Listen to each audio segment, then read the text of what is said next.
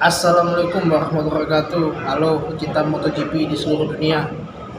Kali ini akan berbeda lagi kabar gosip atau yang lagi hot saat ini ya. Jadi saat ini saya akan menampilkan suatu berita yang mungkin tidak ada di media sosial lainnya ataupun kabar-kabar media yang lainnya. Jadi setelah dari GP Race Lemang kemarin di Prancis,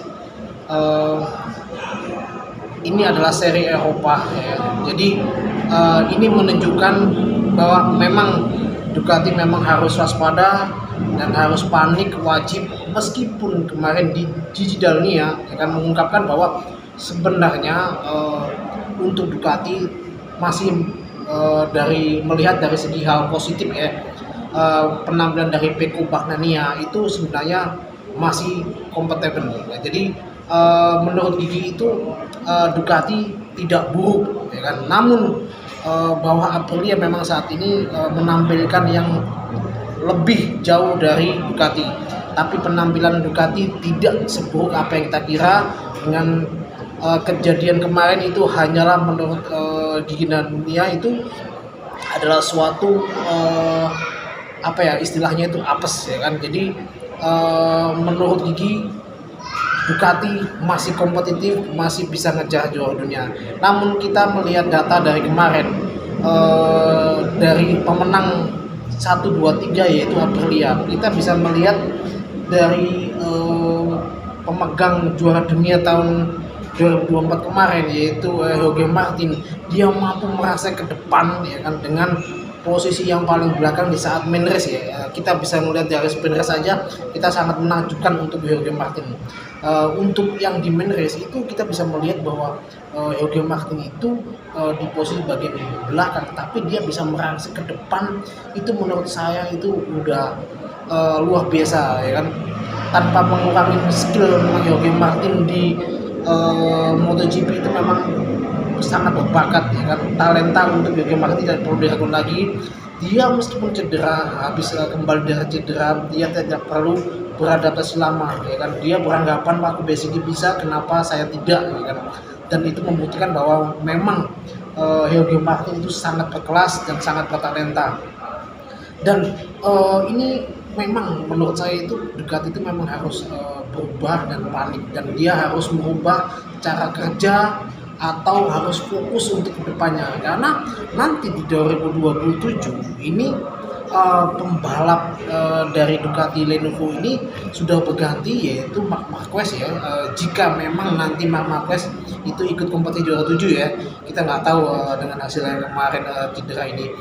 Dan pembalap pengganti Pecco nanti itu lebih terasa. Yang ini menurut saya Pedro Acosta ini salah satu pembalap yang fenomenal menurut saya, tapi karakternya itu nggak jauh sama Marc Marquez yang selalu agresif ya. Jadi tidak ada seorang rider yang pengembang yang mampu bisa seperti Pecco, Luca Marini atau yang lainnya. Jadi menurut saya Ducati harus bekerja keras untuk bisa mengimbangin Aprilia saat ini. Jadi dari menurut segi yang kita lihat saat ini ya kan, memang Aprilia memang calon juara dunia. Tapi kalau kalian melihat video-video saya yang kemarin, kalau menurut saya yang akan menjadi kandidat besar itu adalah Jorge Martin. Kenapa saya selalu pilih Jorge Martin ya kan? Karena Jorge Martin ini dia udah pernah juara dunia, dia berpengalaman, dia udah biasa kena tekanan yang cukup besar ya kan, saat duel bersama Pecco 2 tahun terakhir. Terbukti dia akhirnya bisa juara dunia dengan kondisi dia tim satelit ya kan, supportnya pun jauh lebih besar dari pabrikan, tapi dia bisa melampaui itu ya kan. Tekanan yang cukup besar dari dia pun apapun yang terjadi dia bisa. Menurut saya matang itu lebih Jorge Martin untuk juara dunia. Namun ini yang kemungkinan banyak yang orang nggak tahu ya. Jadi petinggi dari Aprilia ya, Massimo Merola itu umurnya tidak menginginkan Jorge Martin itu juara dunia ya kan. Kita semua tahu lah ya kan, kita demikian, karena jika nanti Jorge Martin itu akan menang juara dunia, dia akan membawa nomor 1 di Yamaha, karena Jorge Martin tahun 2007 sudah tanda kontrak dengan pabrikan Jepang Yamaha ya. Jadi sekeras mungkin tim Aprilia akan menggodok bagaimana caranya Bezzecchi bisa juara dunia dan membawa nomor 1 di Aprilia, dan sekaligus pembalap Italia, sekaligus pabrikan Italia juga yang di Italia. Jadi menurut saya ini sangat menarik dan nanti sangat akan dihubungkan dengan Spanyol lawan Italia lagi, dan ada hubungannya dengan VR46. Kenapa? Ya kan?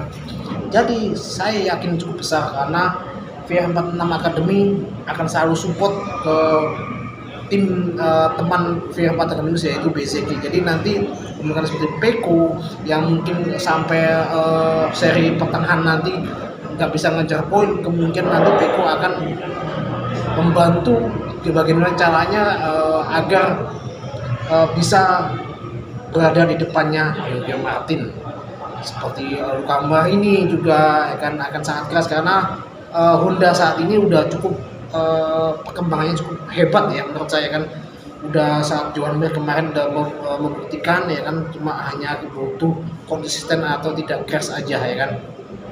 Dan nanti Morbidelli juga akan berjuang sangat keras, bahkan mungkin nanti Fabio Di Giannantonio, karena meskipun dia bukan VR46 Academy, tapi dia akan fight untuk Jorge Martin, bagaimana caranya bisa di depan Jorge Martin, itu sudah pasti ya kan.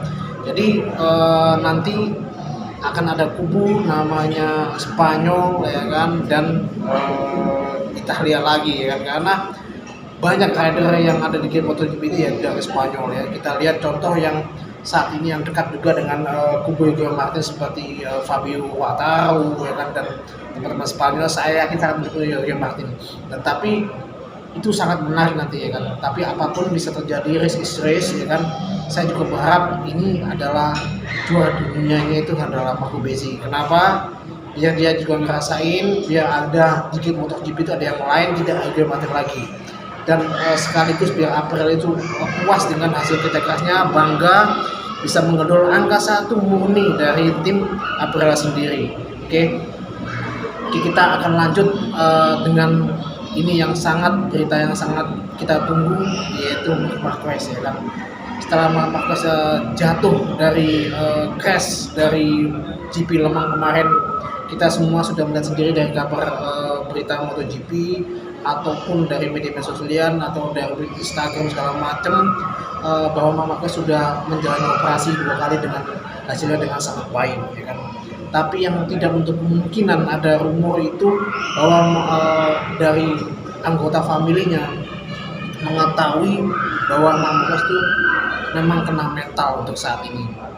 Kalau menurut saya wajar ya kan, wajar. Jadi nggak mungkin kalau Marquez suatu saat nggak jatuh lagi dari segi practice atau kualifikasi, sprint maupun race. Namanya balapan udah pasti kita akan mengalami crash ya kan. Dan kalau kita pun tidak menggunakan 100-100%, ya kita nggak akan bisa ke depan ya kan untuk musim ini. Jadi menurut saya Marquez jika mau memaksakan fight dengan 100-100%, saya yakin dia tahun ini akan pensiun dini ya. Jadi jika Marquez nanti sembuh pun setelah dia kan absen di 2 seri ya, di GP Catalunya dan di Pistoia itu akan menurut saya Marquez akan kena mental. Dan oke, dia tetap cepat, tapi dia pasti mikir, dia pasti kena mentalnya, dan dia berpikir untuk kesehatan masa depannya, bagaimana kondisi fisiknya. Dan banyak netizen yang bilang apakah itu adalah sebuah karma dari Valentino Rossi yang merebut gelar dari 2015, yaitu Sepang Clash kemarin. Kita tahu bahwa 2015 itu masih dihubungkan oleh netizen zaman sekarang ya, bahkan yang netizen yang zaman sekarang maupun yang dulu pun hampir tidak tahu sejarah atau nonton langsung, hanya melihat di kabar berita segala macam, itu masih dikaitkan bahwa Marquez itu kesulitan untuk gelar juara dunia yang ke-10 itu karena karma. Bahkan ya, jadi Marc Marquez itu mendapatkan gelar juara dunia yang ke-9 itu memang sangat mudah, tapi kita bisa melihat Marc Marquez itu juara dunia sampai 9 kali juara dunia, ya kan, menyamai rekor Valentino itu dengan kondisi yang tidak baik-baik saja. Berbeda dengan Valentino Rossi yang sangat sehat, dia pensiun dengan tenang, sehat. Berbeda dengan Marc Marquez, dia mendapatkan titel 9 kali juara dunia itu dengan kondisi badan yang tidak sehat atau tidak baik-baik saja. Jadi kalian bisa melihat sendiri bahwa meraih gelar juara dunia itu sulit ya. Jadi kenapa kemarin waktu itu Spa-Pres atau kejadian 2012 itu Valentino Rossi sangat membenci atau tidak memaafkan Marc Marquez, itu karena ini gitu. Dengan umur atau Valentino Rossi yang sudah cukup tua ya waktu itu ya kan, dan masih kurang baik ya kan, dan tidak memungkinkan untuk bisa jadi juara dunia, dan dia saat 2015 ada kesempatan yang emas atau baik, dan akhirnya jadi semua terjadi drama atau Spa-Pres ataupun di 2015 itu sampai Valencia. Itulah yang membuat Valentino Rossi itu tidak bisa memaafkan Marc Marquez ya kan. Dan kalian tidak perlu membanding-bandingkan Valentino dengan Marc Marquez.